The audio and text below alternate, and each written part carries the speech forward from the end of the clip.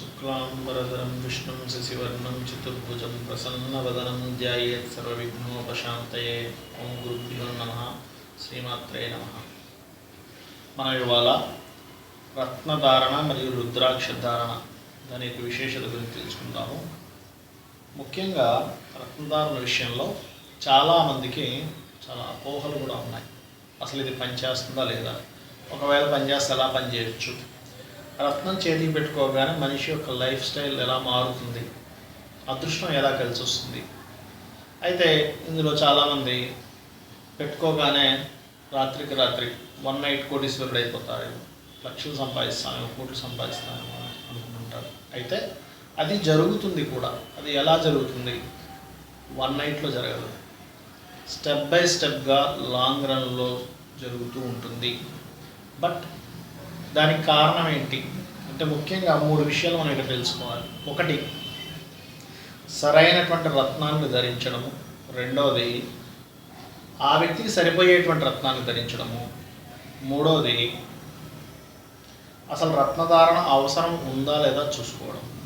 రత్నధారణ ఒక్కసారి పెట్టుకోవడం వల్ల సరిపోకపోతే అది సరైనటువంటి రిజల్ట్ ఇవ్వదు. అయితే రత్నం సరిపోనప్పుడు మనం రుద్రాక్షను ధరించాలి. అది ఎలాగా ఏంటి అంటే, ఫస్ట్ ఋషులు మనకు చెప్పినట్లుగా లగ్న పంచమ భాగ్యాధిపతులు అంటే లగ్నాధిపతి, పంచమాధిపతి, భాగ్యాధిపతి యొక్క రత్నాన్ని ధరించాలి అని చెప్పి ఋషులు చెప్పినటువంటిది. దాంతోపాటు సూర్యుడు ఉన్న రాశి నుంచి అంటే సూర్యుడు ఉన్న రాశ్యాధిపతి కనుక 6, 8, 12లో కనుక ఉన్నట్లయితే ఆ యొక్క రత్నాన్ని, అంటే ఎగ్జాంపుల్ చెప్పాలి అంటే ఇక్కడ మేషరాశిలో రవి ఉన్నాడు అనుకోండి. రవి ఉన్న రాశ్యాధిపతి అంటే కుజుడు కనుక 6, 8, 12 రాశులు ఎక్కడ ఉంటాడో ఆ యొక్క రాశ్యాధిపతి అంటే కుజుడు కనుక కన్యారాశిలో ఉంటే బుధుడిది, వృశ్చికంలో ఉంటే మళ్ళీ కుజుడిది అంటే పగడము. ఇక్కడైతే పచ్చ, ఇక్కడ ఉన్నట్లయితే పగడము, ఇక్కడ ఉన్నట్లయితే అదే కుజుడు కనకపుష్యరాగము. ఇదొక సిస్టమ్, అదొక సిస్టమ్. అయితే అందరికీ కుజుడు రవి ఉన్నటువంటి రాశ్యాధిపతి 6, 8, 12లో ఉండాలని లేదు. కాబట్టి 90% ఆఫ్ కేసెస్లో లగ్నం నుంచి లగ్న పంచమ భాగ్యాధిపతులు పెట్టుకోవడము, వాళ్ళు ఎవరితో కలిసి ఉన్నారు, నడుస్తున్నటువంటి దశ ఏంటి, ఇది చూసుకోవాలి. చాలామంది తెలియక రాశ్యాధిపతిది, నక్షత్రాధిపతిది, నడుస్తున్న దశానాధిపతి పెడుతుంటారు. ఎందుకంటారండి, ఇప్పుడు పాపి 6వ అధిపతి రత్నం పెట్టుకున్నాము, లేదా అష్టమాధిపతి పాపి అయిన రత్నం పెట్టుకున్నాము, వ్యయాధిపతి పాపి అయినటువంటి రత్నం పెట్టుకున్నాము. అప్పుడు ఆ రిజల్ట్స్ వస్తాయిగా. మనం ఎందుకు పెట్టుకుంటాం, ఏదైనా ఎందుకు ధరిస్తాము, ఆ రిజల్ట్స్ రావడానికి ధరిస్తాము. లేదా పాడైనటువంటిది పెట్టుకుని ఉంటారు కొంతమంది, అదే రిజల్ట్స్ వస్తుంటాయి. ఇప్పుడు ఒక దశ వచ్చినప్పుడు ఎలా అయితే రిజల్ట్స్ వస్తుంటాయో, ఒక దశ గురుమహర్దశ వచ్చింది, అది అష్టమాధిపతి ఫలితాలు ఎలా వస్తాయో ఆ రత్నం ధరించినప్పుడు కూడా ఆ ఫలితాలు, ఆ ఎనర్జీస్ ఫామ్ అవుతాయి. మరి మీకు ఒక సందేహం కలగవచ్చు, సరే ఈ రత్న ధారణ బాగానే ఉంది, అసలు ఇది ఎలా పనిచేస్తుంది? ఇక్కడ ఏమిటి అంటే, ఏ మనిషి అయినా సరే సక్సెస్ అవ్వాలి అంటే 2 సూత్రాలు. ఒకటి, సరైనటువంటి సమయంలో సరైనటువంటి నిర్ణయం తీసుకోవడము. సరైనటువంటి సమయం ఒకటి, సరైనటువంటి నిర్ణయం తీసుకోవడం 2. సమయంలో నిర్ణయం తీసుకోవడం, ఆ డెసిషన్ మేకింగ్ అనేది ఎగ్జాక్ట్లీ కరెక్ట్గా ఎలా జరుగుతుంది, ఎప్పుడు జరుగుతుంది అంటే, మనిషి యొక్క తత్వం, మానసిక స్థితి సరిగ్గా ఉన్నప్పుడు మాత్రమే అది జరుగుతుంది. మానసిక స్థితి కనుక సరిగ్గా లేనప్పుడు ఆ 2 విషయాలు జరగవు. మానసిక స్థితి ఆందోళనగానో లేకపోతే సరైనటువంటి స్థితిలో కానీ లేనప్పుడు అతను సరైనటువంటి డెసిషన్ తీసుకోలేడు. అది చూడండి, మనము ఆక్యుపంక్చర్ అండ్ సుజోగ్ థెరపీ అని చెప్పి కొన్ని శాస్త్రాలు ఉన్నాయి. వాళ్ళు చేతిలోని నాడుల్ని కదిలించి బాడీలో ఉన్నటువంటి కొన్ని పాడైనటువంటి ఆర్గన్స్ని కానీ లేకపోతే కొన్నిటిని వాళ్ళు రిపేర్ చేయగలరు. అంటే పాడైనటువంటి దాన్ని వాళ్ళు యాక్టివేట్ చేయగలరు. అలాగే వాళ్ళు మానసిక స్థితిని కూడా చేయి ద్వారా చేయగలరు, కాళ్ళ ద్వారా చేయగలరు. అంటే దీనివల్ల మనకు అర్థమైంది ఏంటంటే, నాడుల ద్వారా, నరాల ద్వారా మన యొక్క మానసిక స్థితిని యాక్టివేట్ చేయొచ్చు. దీన్నే జ్యోతిష్ శాస్త్రంలో రత్నధారణ ద్వారా కూడా యాక్టివేట్ చేయొచ్చు. అయితే అది ఎలాగా, ఈ లగ్నానికి శుభుడైనటువంటి రత్నాన్ని ఏది పడుతుందో, ఏ రత్నం అయితే పడుతుందో అది కూడా రత్నమై ఉండాలి. శుభరత్నం పడుతుందో అది కనుక ఏ వేలు ధరిస్తే ఏ నాడు ద్వారా బ్రెయిన్లోకి వెళ్ళి అది యాక్టివేట్ అయ్యి ఇతనికి సరైనటువంటి నిర్ణయం తీసుకునేటువంటి శక్తిని ఇస్తుంది. ఇక్కడ మనకి మ్యాటర్ క్లియర్గా ఉంది. ఏంటి, ఎప్పుడైతే మనం సరైనటువంటి నిర్ణయం తీసుకున్నామో ఆటోమేటిక్గా పాజిటివ్ రిజల్ట్ వస్తుంది. పాజిటివ్ రిజల్ట్ వచ్చింది. ఒక వ్యాపారం నాడు సరైనటువంటి నిర్ణయం తీసుకున్నాడు, ఏమవుతుందండి, వ్యాపారం అభివృద్ధి కలుగుతుంది. అదే వ్యాపారి కనుక సరైనటువంటి నిర్ణయం తీసుకోలేదు, లాస్ అవుతాడు. ఇక్కడేగా మనకు లక్షలు వచ్చాయి.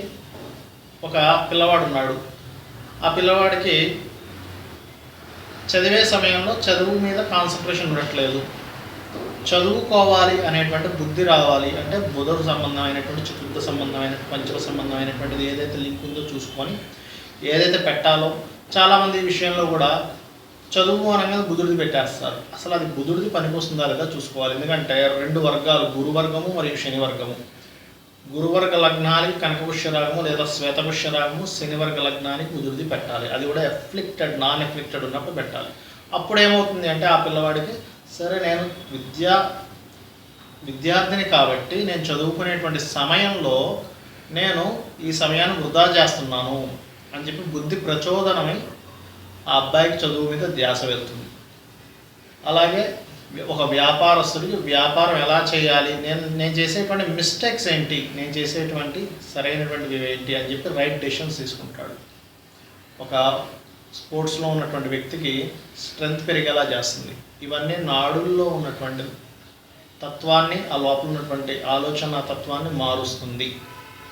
అయితే ముఖ్యంగా రత్నధారణ ఎప్పుడు కూడా లగ్న పంచమ భాగ్యాధిపతులు ఇప్పుడు నడుస్తున్న దశానాథుడిని, వృత్తినాథుని దృష్టిలో పెట్టుకొని, మెయిన్గా దశానాథు దృష్టిలో పెట్టుకొని ఆ రత్నం అంటే నవాంశులు ఎలా ఉంది, ఆ గ్రహము దాని యొక్క స్థితి చూసుకొని పెట్టుకోవాలి. కొంతమందికి ఎలాంటి రత్నం కూడా పనికిరాదు. అంటే వాళ్ళకి పూర్తిగా చాట్లో ప్రతి గ్రహాన్ని ఎఫెక్ట్ చేసుకుంటూ కొన్ని లింక్స్ ఉంటాయి. ముఖ్యంగా అది ఎవరికి ఉంటుంది అంటే లాక్కుడు భాగ్యచక్ర అంటారు జ్యోతిశాస్త్రం. లాక్ అవుతుంది భాగ్యం ఒక దగ్గర. అప్పుడు దాన్ని యాక్టివేట్ చేసేటువంటి గుణం ఓన్లీ రుద్రాక్షకు ఉంటుంది, రత్నం కంటే కూడా ఎక్కువ శక్తి కలిగి ఉన్నటువంటిది. ఎందుకంటే సైంటిఫిక్గా కూడా మనకి ప్రూవ్ చేయబడింది. ఒక రుద్రాక్ష కనుక ధరించినట్లయితే మనిషి యొక్క తత్వంలో అంటే షుగర్ ఎక్కువగా ఉన్న వాళ్ళు కానివ్వండి, బీపీ లెవెల్స్ ఉన్న వాళ్ళు కానివ్వండి, వాళ్ళలో చాలా వరకు చేంజ్ రావడం జరుగుతుంది. అది కూడా రుద్రాక్ష, ఒరిజినల్ రుద్రాక్ష ద్వారానే సాధ్యం. రుద్రుని యొక్క అక్ష అంటే శివుని యొక్క కంటి చుక్క నుంచి వచ్చినటువంటిది భూమి మీద పడి అది చెట్టుగా మొలచి దాని నుంచి వచ్చినటువంటివి కాబట్టి మోక్షాన్ని ఇవ్వగలిగిన వాడు ఈశ్వరుడు. ఇప్పుడు చూడండి, రత్నం పడని వాళ్ళకి అంటే రత్నం వాళ్ళు ధరించకూడదు, ఓన్లీ రుద్రాక్ష ధరించాలనుకుంటుంది. అది కూడా కంఠ భాగాన్ని ధరించాలా, లేకపోతే చేతికి ధరించాలా, మణికట్టుకు ధరించాలా అనేటువంటిది కూడా ఉంటుంది. అది ఏ భాగం వాళ్ళ జాతచక్రంలో అప్పుడు భాగ్య చక్ర ఏ భాగంలో ఏర్పడిందో, ఎలాంటి రుద్రాక్ష, ఎలాంటి రత్నము, ఏ రోజు ఏతిది ఏ నక్షత్రాల రోజు ధరించాలో తెలుసుకొని ధరించాలి. ఆ ధరించేటప్పుడు కూడా కొంతమంది నేను ధరిస్తాను కానీ మళ్ళీ ఇంకా తీయను అంటాడు ఆ వ్యక్తి. ఎందుకు అంటే వాళ్ళకు ఒక భయం, నేను సరైనటువంటి సమయంలో ధరించాను కదా మళ్ళీ తీస్తే పవర్ పోతుందేమో. అదేం ఉండదండి. ఎందుకంటే ఒకసారి గృహప్రవేశం చేసినప్పుడు ఉన్నటువంటి ముహూర్తం చూసుకుంటాం కానీ ప్రతిసారి ఇంట్లోకి బయటికి వస్తున్నటువంటి ముహూర్తాలు మనం చూసుకోం కదా. అలాగే ఇంకోటి ఏంటి అంటే ఈ రత్నాలు కానీ రుద్రాక్షలు కానీ ధరించేవారు ముఖ్యంగా ఈ రత్నం అంటే ఉంగరం వెనకాతలు ఉన్నటువంటి ఈ మట్టిని ఎప్పటికప్పుడు అంటే వారానికి ఒకసారి తీసేసే క్లీన్ చేసుకోవడం చేయాలి. కాస్మిక్ రేస్ అంటే సూర్యుని యొక్క కిరణాలు దీని మీద పడి దీని నుంచి నరాల్లో నుంచి మనకి వెళ్ళి మనకి పాజిటివ్ థాట్స్ని, పాజిటివ్ థింకింగ్ని ఇస్తుంది. కాబట్టి ఆ ప్రసరింపజేసేటువంటి కిరణాలకి ఆ ధూళి దుమ్ము మట్టి ఎప్పుడైతే అడ్డంగా ఉంటుందో ఆ ఎనర్జీస్ కూడా వస్తాయి. ధూళి దుమ్ము మట్టి అంటే రాహుశని ఎనర్జీస్ ఎప్పుడైతే మనకు ఉన్నాయో ఆ ఎనర్జీస్ కూడా రావడం వల్ల ఒక్కొక్కసారి వర్క్స్ స్లో అవ్వడం ఇవి కూడా పనిచేస్తూ ఉంటాయి. కాబట్టి ఏ జాతకులు ఎలాంటి రత్నం ధరించాలో చూసుకొని ధరించినట్లయితే మంచి చక్కటి ఫలితాలు పొందవచ్చు.